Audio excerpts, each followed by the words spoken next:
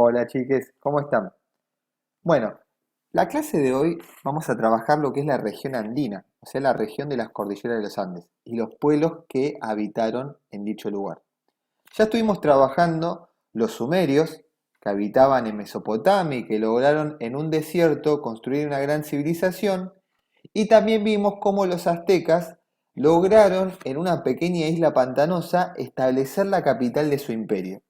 Y hoy vamos a ver otro ejemplo de la transformación a partir del trabajo humano que lograron establecer un gran imperio en una región montañosa, en una región de cordilleras, que es una región que no solamente va a haber montañas, vamos a apreciar que hay muchos paisajes.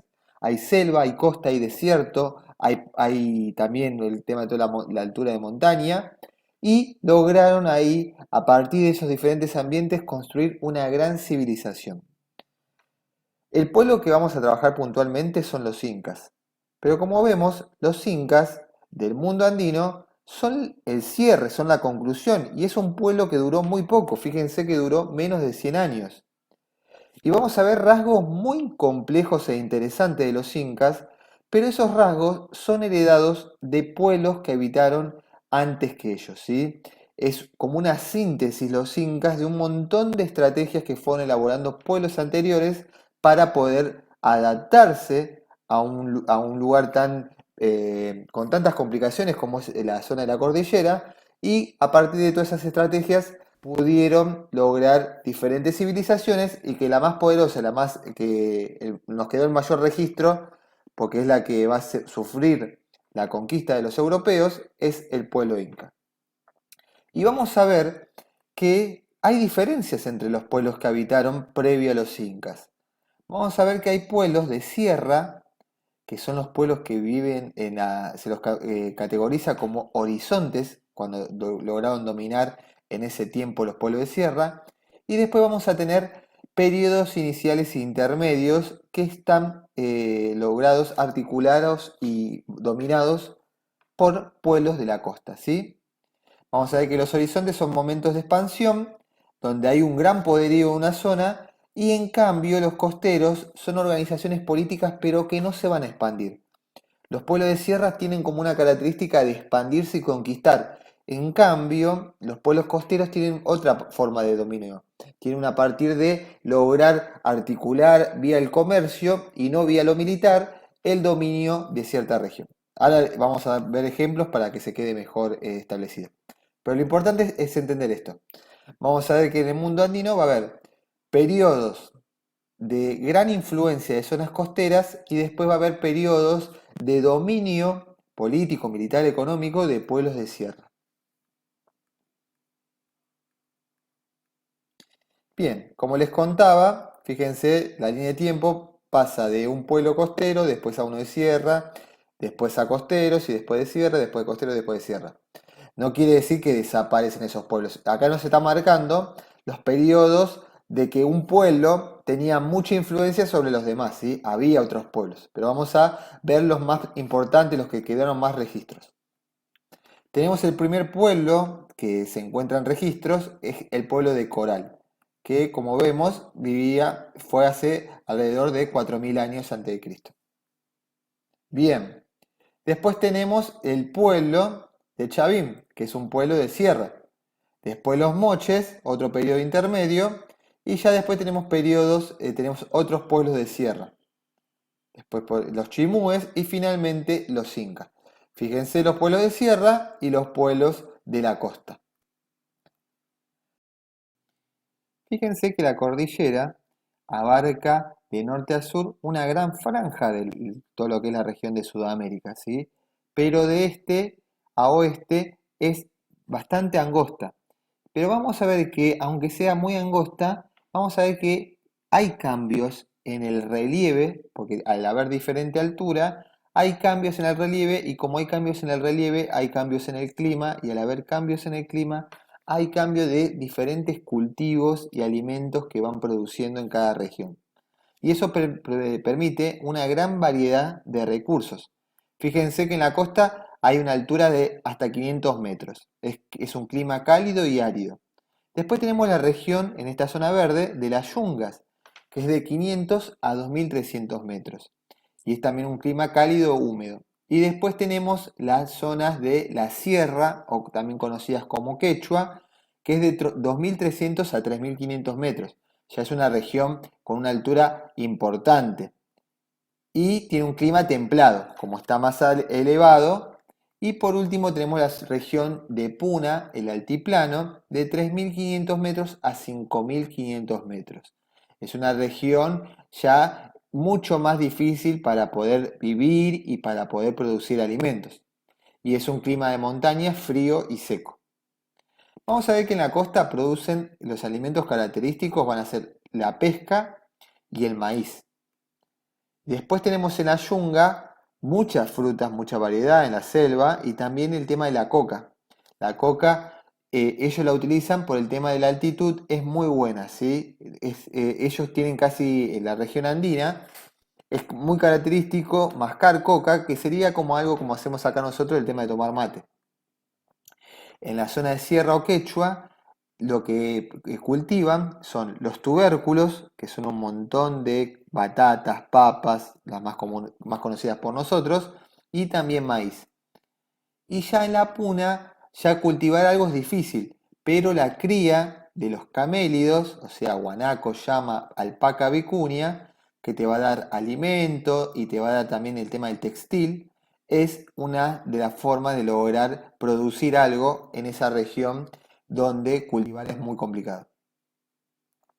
Así que vemos, ahí se ven las diferentes variaciones que tenemos: región de montaña, región de sierra, región de costa y región de yunga. Y apreciamos todos los diferentes alimentos que van obteniendo de cada región. Como vemos, en una pequeña franja lograron aprovechar las diferencias que hay entre el clima y relieve y a partir de eso obtener mucha variedad de alimentos. Acá se aprecia mucho mejor.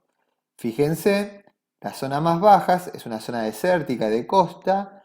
Vamos elevando y encontramos la zona que ya es de sierra, donde se producen también el tema que les comenté, maíz y papas, o sea, los tubérculos. Acá van a pastar a los animales y después ya tenemos la zona de montaña, la yunga. Es una zona, la yunga es una selva de altura, ¿sí? Porque está bastante alto, fíjense, de 500 metros a 2.300 metros sobre el nivel del mar. Y ahí van a tener también mucha variedad de alimentos, como les marqué, la coca principalmente. Bien, ahora bien, ¿por qué es tan importante y se formaron tantos pueblos en la costa andina y por qué es importante remarcar esos pueblos? Fíjense que el océano, los diferentes océanos, van a tener corrientes oceánicas. Va a haber corrientes cálidas que salen de las zonas cálidas y se van hacia los polos, y después tenemos corrientes de agua fría que van desde los polos a la zona ecuatorial, a la zona cálida. Y como vemos, en la región andina va a pasar una corriente fría. Y las corrientes frías tienen muchos más nutrientes. Y al tener muchos más nutrientes, hay más riqueza marina, hay más riqueza para pescar, ¿sí? Hay mucha más variedad de peces. Por eso, en esta corriente fría, todos los pueblos costeros van a aprovechar y van a vivir principalmente de los que le brinda el mar. Pero en un pueblo costero, capaz que en 1 o 2 días lograba pescar todo lo que necesitaba para el mes. ¿Qué van a hacer en todos los días restantes que tienen? Lo que hacían era aprovechar y hacer muchos especialistas, muchos tipos de especialistas. Van a empezar a desarrollarse en estos pueblos costeros una gran variedad de artesanías. Y esas artesanías les va a permitir comerciarlas a otros pueblos de las otras regiones, ¿sí? Por eso estos pueblos no necesitaban conquistar a otras regiones, porque a partir de todos los artículos que ellos producían, podían directamente obtener todo lo que las otras regiones le podían ofrecer. Por eso, estos pueblos costeros van a dedicarse más a la artesanía, a las especializaciones y a partir de eso al comercio. Y en cambio vamos a ver que la región andina de la sierra tiene otra forma de desarrollar sus sociedades. Vamos a ver qué hacen las sierras, ¿sí? Supongamos que todo el curso es una especie de familia. Estas familias, estos grupos que sería como el curso, se llaman Ailus, ¿sí? Son unidades domésticas que no necesariamente tienen que vivir todos juntos. Ahora vamos a ver por qué. Pero bueno, los Ailus en el mundo andino quiere decir como una gran familia, que no necesariamente tienen que vivir todos juntos.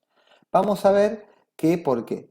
Porque yo en la sierra solamente voy a poder obtener lo que es tubérculos y muy poco maíz. Si hago que mi familia se vaya a otros lugares, voy a poder obtener más variedad de alimentos. Por eso voy a aprovechar y llevarlos a diferentes lugares.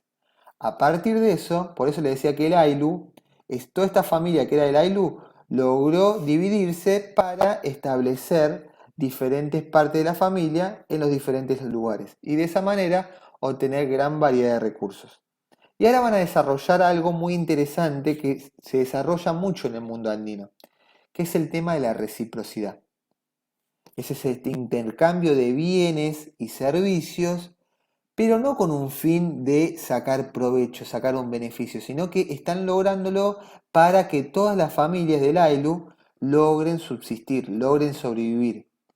Ellos no utilizan el mercado para ir a comprar el alimento, sino que utilizan todo lo que elabora cada familia, cada parte de su familia, obtienen los productos necesarios para lograr subsistir de una buena manera. Así que todo lo que van cultivando lo van intercambiando, ¿sí? De esta manera cada familia va obteniendo los alimentos que necesitan, ¿sí? Y se va desarrollando de esa manera lo que es la reciprocidad.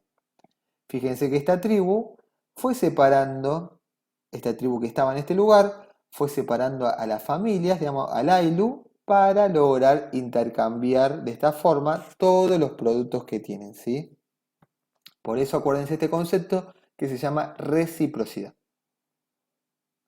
Bien, y esto, fíjense, también tiene un nombre muy interesante, la forma que se organizaban, que se llama control vertical de un máximo de pisos ecológicos.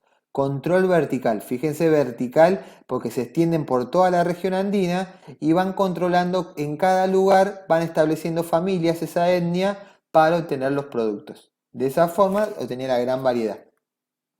Bien, vamos a ver que hay distintos tipos de reciprocidad, no es solamente la que vimos recién.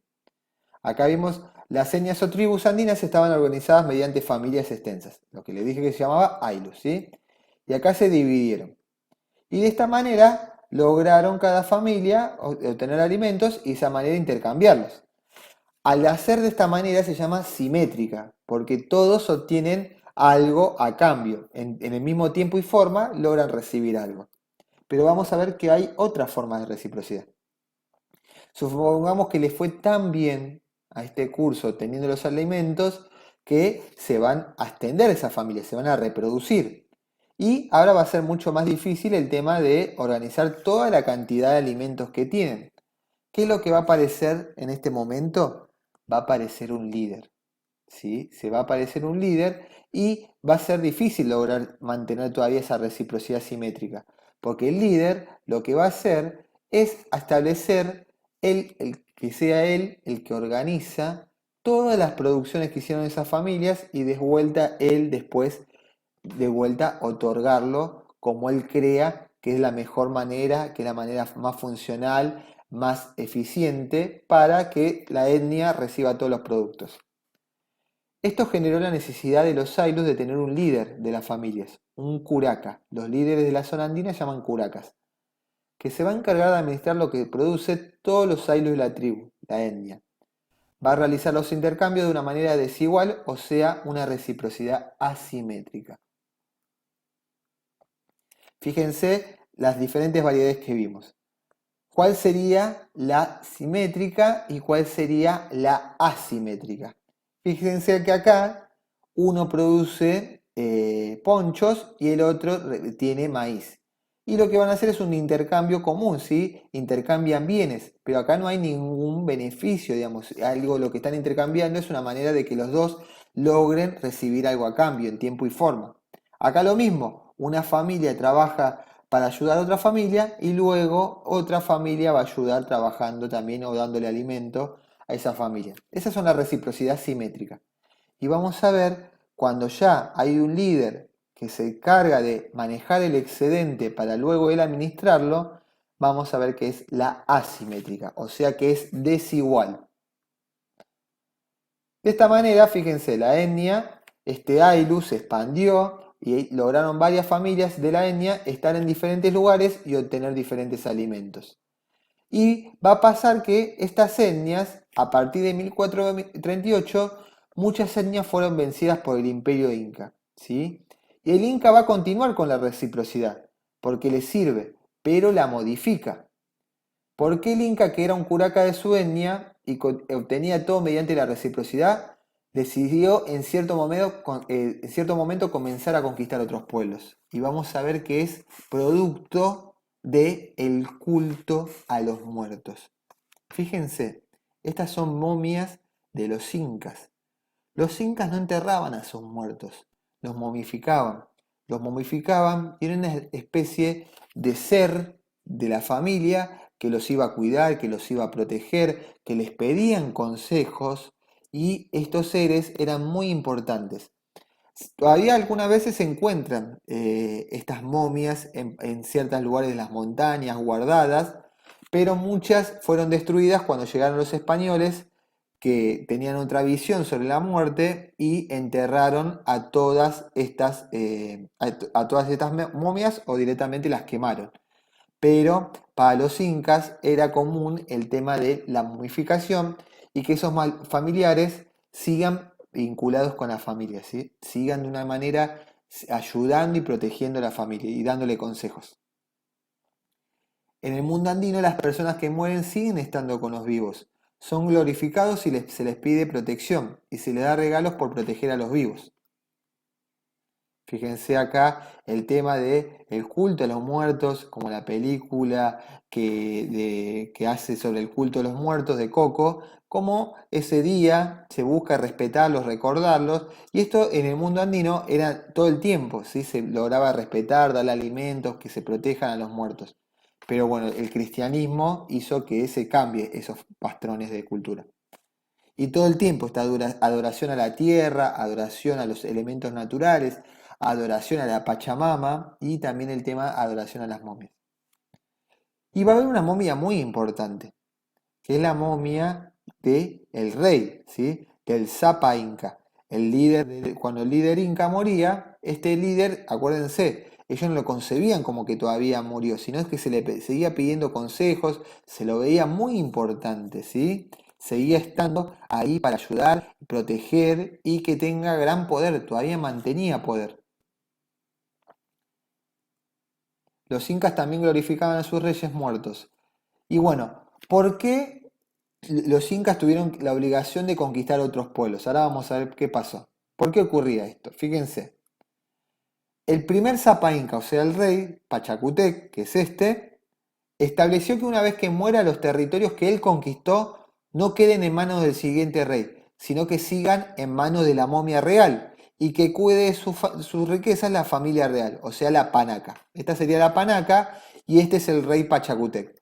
Una vez que murió, él se convirtió en momia, pero no perdió su poder económico. Las tierras las sigue teniendo él y las va a administrar la familia. Y el nuevo rey, el nuevo Zapa Inca, ¿qué está obligado a hacer? Él heredó el rey, heredó el poder político, pero ahora va a tener que, no tiene ninguna tierra a nombre de él, va a tener que salir a conquistar nuevas tierras.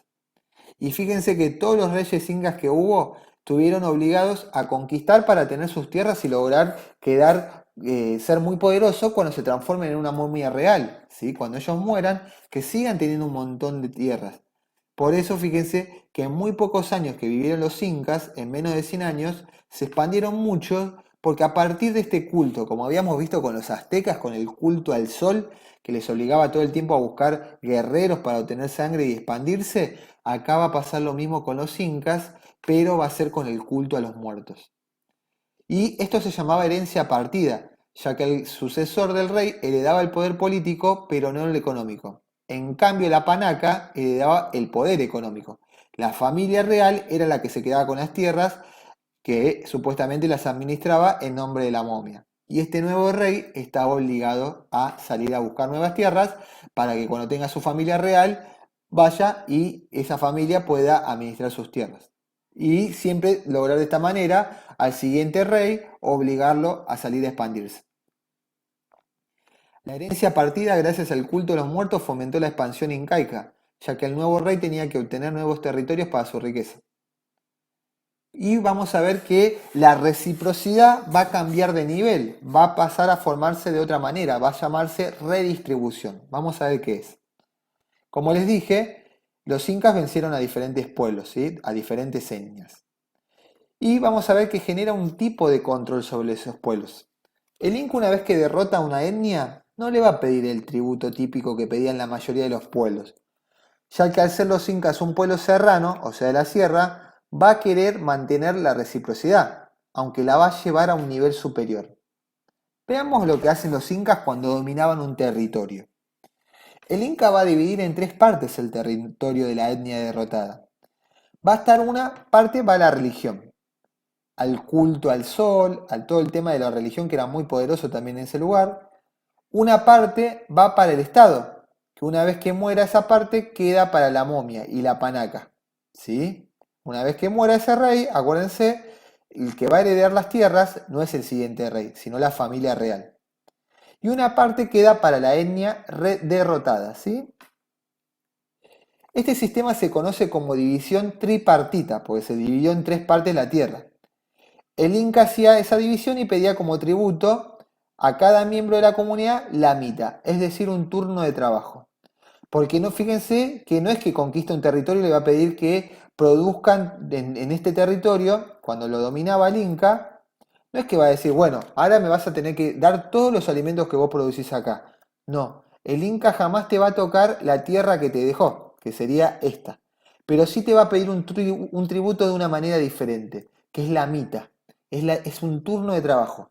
Una vez al año, el Inca le iba a pedir en cada etnia a la gente que venga y ayude en un trabajo que iba a beneficiar a esos pueblos, porque iban a construir canales, iban a construir grandes obras, iban a hacer grandes almacenes, terraplenes, fíjense cómo construyen las terrazas andinas para el cultivo, porque fíjense que estos son los andenes, y acá también se ven. Por eso el nombre que tiene la cordillera de los Andes, ¿sí? Andenes que vienen como los ven en las estaciones de trenes. Ellos de esta manera cultivaban en la montaña a partir de este sistema. De esta manera se permite aprovechaban la pendiente de la montaña y cuando llovía era mucho más difícil que el cultivo se pierda, porque al tener esta forma de escalera es mucho más seguro que el cultivo se mantenga firme. Y bueno, cuando vieron los conquistadores tantos andenes por tantas regiones de los Andes, le dijeron, pusieron el nombre de Cordillera de los Andes. Y como les dije, entonces va a pedir un turno de trabajo. A partir de 1438, muchas etnias fueron vencidas por el Imperio Inca. Y el Inca va a continuar con la reciprocidad porque le sirve, pero la modifica. Fíjense, va a pedir un montón de turnos de trabajo para la guerra, para trabajar la tierra, para hacer obras. A las mujeres le va a pedir los textiles. No le va a pedir lo que producen, sino que como tributo pide un turno de trabajo, llamado mita. Y fíjense, todo lo que le produjeron, el Inca lo va a devolver también. Va a devolver gran parte de lo que produjeron, obviamente se va a quedar parte del excedente, eso es lo que le da poder, pero devolvió muchas de esas riquezas a los pueblos, tanto en templos, obras, textiles, un montón de variedad de alimentos, y de esa manera logró el apoyo de muchos pueblos. Pueblos se vieron beneficiados, pero otros pueblos que eran muy poderosos y que fueron derrotados, siempre van a ver con recelo el poder de los incas. Pero es importante que destaquemos esto, que el rey inca, aunque fue un conquistador, devolvía todo el tiempo a los pueblos de diferentes maneras el tributo de mita, el tributo de trabajo, a través de bienes y servicios que después le devolvía a la gente. Y es importante que remarquemos que en verdad todos estos productos en verdad los hicieron los pueblos. El Inca va a ser como el gran distribuidor. A partir de la mitad obtiene el Estado Inca gran cantidad de recursos. Parte de esos recursos los devuelve a los pueblos mediante la redistribución. Y de esa forma se gana el apoyo de las etnias que le brindan sus riquezas. Fíjense, el Ayllu va a trabajar y dar recursos al curaca. Y el curaca también va a tener que dar trabajos y recursos al Inca. Y el Ayllu, a través de la Mita, el campesino este del Ayllu, va a tener que trabajar para el Estado y también va a recibir recursos. ¿Sí? Fíjense ahí como el Inca recibe un montón de cosas a través de la Mita, alimentos, trabajos, y el Inca va a devolver, va a entregar la redistribución. Y acá vemos el mismo dibujo. Bien, ahora vamos a analizar un poquito cuál es el problema de este sistema del culto a los muertos que utilizaron los incas. Fíjense, este es el Huayna Cápac, es el último líder que se tuvo que expandir a la zona de Ecuador para obtener tierras. ¿Por qué se tuvo que ir tan lejos de la capital, que es Cusco, la capital del Imperio Inca, que queda al sur de Perú? Porque fíjense, ya todas las tierras anteriores habían sido conquistadas y todavía seguían perteneciendo a las momias reales y a su familia, o sea, la panaca. Por eso Huayna Cápac se tuvo que ir hasta Ecuador a conquistar nuevas tierras. Y mientras estaba conquistando nuevas tierras, ya ahí se cree que se enfermó de viruela por producto de que ya los españoles habían llegado y se había expandido muchas de las enfermedades que trajeron los españoles, murió en Ecuador. Y ahora va a surgir cierto problema, porque ahí se transformó él en momia. ¿Qué va a pasar? ¿Cuál va a ser el conflicto que va a surgir ahora? Por la herencia partida, cada nuevo Zapa Inca tenía que irse más lejos a conquistar nuevos territorios, porque los otros pertenecían a las momias reales. Huayna Capac estaba conquistando territorio en Ecuador, cuando una nueva enfermedad traída por los españoles lo mató en 1524. Y va a haber dos sucesores, ¿sí? Vamos a ver que ahí está uno que se llama Huáscar y el otro que se llama Atahualpa. Huayna Capac en sus conquistas a Ecuador había sido acompañado por su segundo hijo, Atahualpa, un gran general, pero en Cusco, la capital del imperio, había dejado a su primogénito, Huáscar. El legítimo heredero al trono, Huáscar, que era muy débil, eso es muy importante marcarlo. Cuando murió Huayna Capac, los dos decían ser el nuevo Zapa Inca, o sea, el nuevo rey del imperio Inca, lo que provocó una guerra civil entre hermanos, que provocó una crisis en todo el imperio. Ahí vamos a ver la crisis que se va a dar entre ellos, ¿sí? Huáscar estaba harto de las panacas porque cada vez cada nuevo Zapa Inca tenía que irse más lejos para obtener sus tierras. Pero al querer hacer eso, aun siendo el legítimo heredero del trono, todas las panacas se pusieron en su contra y apoyaron a Atahualpa. Además, Atahualpa era un gran general, por lo que logró derrotar a Huáscar en 1533. Fíjense, Huáscar entendió que este sistema ya estaba colapsado, no puede ser que tantas tierras pertenecían a familias reales. Por eso había tomado una decisión muy drástica, que era intentar quitarle a estas familias que eran muy poderosas las tierras. Esto generó que todas estas familias que eran muy poderosas apoyen a Atahualpa, que Atahualpa había dicho que iba a prometer, iba a mantener este sistema. Por lo tanto, Atahualpa, que encima era un gran general, logró vencer a Huáscar. Y cuando iba camino al reino, a la capital del imperio, a Cusco, va a pasar que se encuentra con cierto problema. Vamos a ver cuál es. Es importante entender que la lucha entre Huáscar y Atahualpa produjo una guerra civil. Y en una guerra civil, el imperio donde ocurre queda debilitado, porque se gastan muchos recursos, se gasta alimentos, armas, todo el tema de la cantidad de gente que también muere en la guerra, todos los daños en un montón de obras, y eso provocó un debilitamiento en el imperio inca, que era mucha población, era muy poderoso, pero estaba debilitado. Eso le va a servir a el conquistador Pizarro. Es importante que remarquemos eso, porque cuando se tiene que explicar cuál fue la causa que produjo la caída del imperio inca, una de las partes fue que primero el imperio estaba muy debilitado por la guerra civil que habían tenido. Otro también tiene que ver que piensen que los incas jamás habían visto a un español, ni todas las armas, ni la cultura que traía, ni la forma de dominio. Eran muchas cosas nuevas y como les pasó a los aztecas también, les costó mucho asimilar cómo lograr manejarse contra estos nuevos conquistadores. Y a Atahualpa, igual que al rey azteca que se llamaba Moctezuma, tardaron mucho, estuvieron muy dubitativos y este tiempo que tardaron en saber qué decisiones tomar fue aprovechado por los españoles, por los conquistadores, para ser los primeros que tomen una medida para lograr conquistar. Y esto fue lo que pasó, que Pizarro agarra y lo primero que va a hacer es secuestrar a Atahualpa. Él sabía de esta guerra civil, el conquistador Pizarro, y cree que le va a servir todavía tener esta guerra civil, aunque ya había sido derrotado Huáscar, pero estaba secuestrado, estaba capturado por Atahualpa. Y quería aprovechar todavía tener a los dos para sacar ventajas de los dos. Va a pedir, Pizarro va a pedir un gran pedido de que si quieren que liberen a Atahualpa, tenían que traer mucho oro y mucha plata de todas las regiones del reino andino, del reino inca. Y van a traer mucha cantidad, cantidades impresionantes de oro y plata, pero también se enteran que Atahualpa va a mandar para que termine el tema de la guerra civil y para que no se aprovechen de que haya dos líderes, va a mandar a matar a Huáscar, ¿sí? Lo mata, que lo tenía secuestrado, y lo va a matar. Y Pizarro se entera de esto y Atahualpa aprovecha y dice, bueno, voy a intentar liberarme y que mis soldados ataquen, pero es derrotado por los españoles. Ya habiendo sido derrotado, habiendo tomado la decisión de matar a Huáscar sin la autorización de los españoles, Pizarro lo va a condenar a Atahualpa a la muerte.